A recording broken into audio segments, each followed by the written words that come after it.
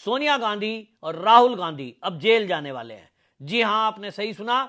ED ने national Herald घोटाले मामले में अब चार्जशीट दाखिल कर दी है और ईडी की चार्जशीट में पहली बार राहुल गांधी और सोनिया गांधी का नाम आया है। ये पहली बार है और इसीलिए कानून के जानकारों का कहना है कि अब सोनिया गांधी और राहुल गांधी को जेल जाने से कोई नहीं बचा सकता, क्योंकि जो शिकायतें हैं ईडी ने जो अपनी चार्जशीट में खुलासा किया है उसके तहत यह तय है, क्योंकि सोनिया गांधी और राहुल गांधी से ईडी ने घंटों पूछताछ की थी, उसकी वीडियो रिकॉर्डिंग की गई थी और वो सारी रिकॉर्डिंग अब कोर्ट में पेश होगी कि हमने जो इन दोनों से सवाल पूछे इन्होंने उसका कोई उत्तर नहीं दिया। यानी इनके पास जो प्रॉपर्टी है वो प्रॉपर्टी कहां से आई, पैसे का लेन देन कैसे हुआ, इन्होंने उसका जवाब नहीं दिया। ईडी का आरोप है कि एक कंपनी थी, वो कंपनी देश की आजादी के पहले देश के स्वतंत्रता सेनानियों ने इस बात के लिए बनाई कि हमारा भी एक अखबार हो, जिससे कि हम अपनी जो एक्टिविटी देश के अंदर कर रहे हैं, अंग्रेजों के विरुद्ध उस समय लड़ाई चल रही थी, सन 1938 की बात है और अंग्रेजों को यहां से भगाने के लिए आंदोलन चल रहे थे पूरे देश में, तो अपनी आवाज देश में सब जगह पहुंचे, उसके लिए अखबार चलाने का तय हुआ। तो भाई मालिक बन गया 50 लाख रुपए देकर और आज की डेट में वो प्रॉपर्टी का रेट है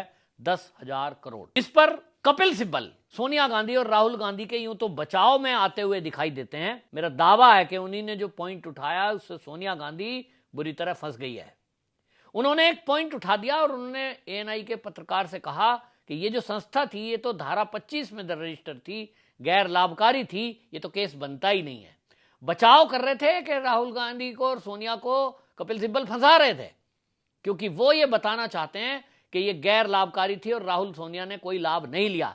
जबकि ईडी बता रही है कि जो देश के अंदर प्राइम लोकेशन पर बिल्डिंग बनी हुई है, जिसमें आईटीओ पर बनी हुई है हेराल्ड बिल्डिंग, ये सबसे हर महीने करोड़ों रुपए का किराया आ रहा है और उस किराए का हकदार कौन है? वो कंपनी, और वो कंपनी यंग इंडिया कंपनी, जिसके मालिकाना अधिकार सोनिया गांधी और राहुल गांधी के पास। जबकि ईडी की जो चार्जशीट है उसमें आरोप लगाए गए कि एक तरफ तो लाभ लिया गया, दूसरा 18 करोड़ रुपए का फर्जी चंदा आया है, जिसमें ये नहीं बता रहे हैं कि ये चंदा कहां से आया है। 38 करोड़ रुपए का फर्जी एडवांस रेंट आया है, बिल्डिंगों का रेंट आया है, ये साफ बता रहा है, और 38 करोड़ रुपया कंपनी के खाते में आए जिसका कोई जवाब राहुल सोनिया ने नहीं दिया। 29 करोड़ रुपए के फर्जी विज्ञापन दिखाए गए, खर्चा दिखाया गया, जबकि विज्ञापन दिए ही नहीं गए। और इसीलिए ये घपला है, ये घोटाला है, और ये घोटाला अब कोर्ट में प्रूव होगा तो निश्चित रूप से मां बेटे दोनों जेल जाएंगे।